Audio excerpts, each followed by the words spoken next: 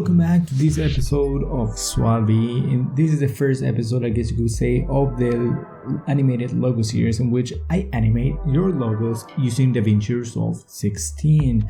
I just haven't been able to upload in the past a couple of days because I've been working on the THEIA transition pack and a bunch of other things.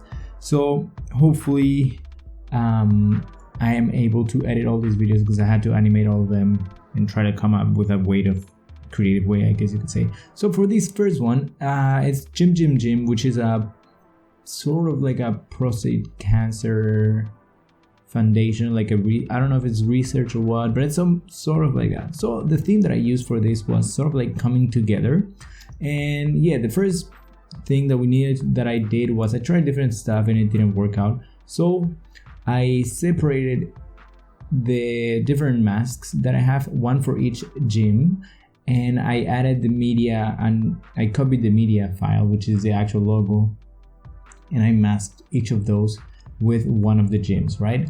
And after that is set up and organized, I separate them and I added a transform node to each of those so that I'm able to animate them later on, right?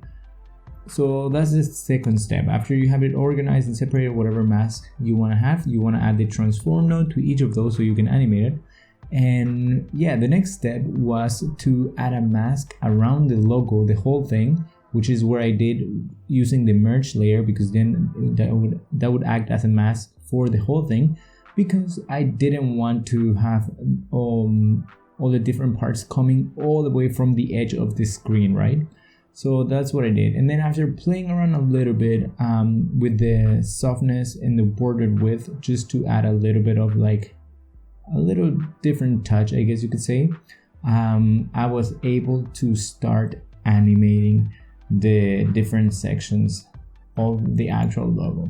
So as I said, I use this sort of like the idea of coming together. And so I decided to bring each of the parts from outside of the screen and come together into one, and then sort of like become that Jim 4 portion, right? So what I did was with the first part, I always try to start from the end where I wanted to end. So I created the keyframe for the ending on each of those gyms, and then after that I created a keyframe with the gym portion being right in the middle, and I repeated this process for all the different gyms. So for the 4 portions, I created the ending keyframe, and then I created the second to last keyframe, I guess you could say, by making it be right in the middle, one on top of each other, right?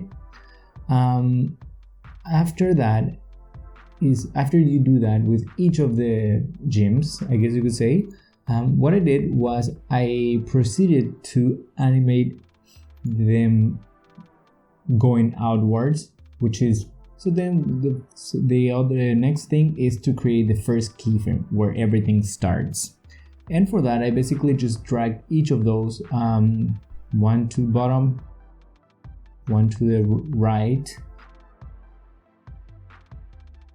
and then one all the way to the top, and the last one or first one all the way to the left. And then after that, they all come together in the middle and separate into the gym. So yeah, that was basically it for that main part. For the .com portion, I just added a simple mask and I played around with the height. I played around with a bunch of different things, but then I decided to play around with the height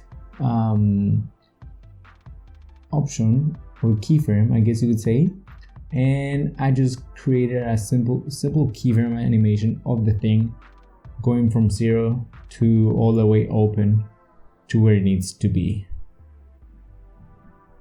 So right after the gyms come out to get to the final state position, the .com should be out only a couple of keyframes after that.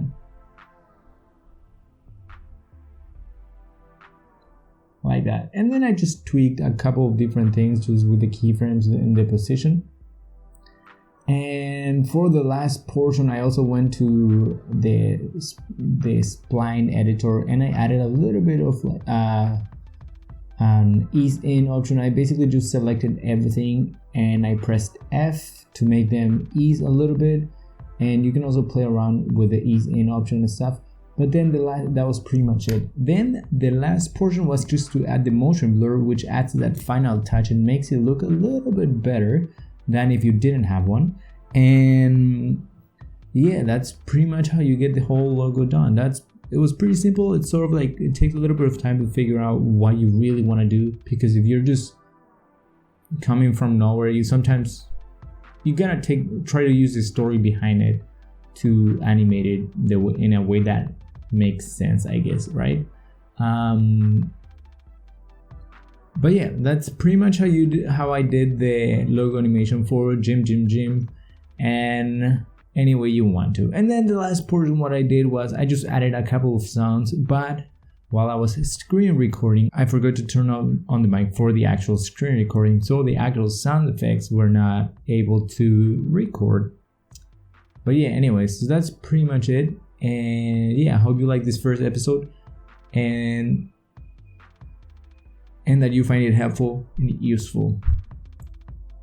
So yeah, and I hope to see you in the next episode here. Hopefully I can get it done by tomorrow, so that it actually follows through one new episode every day. But yeah, hope to see you in the next episode of the logo animation series here in SUALVI.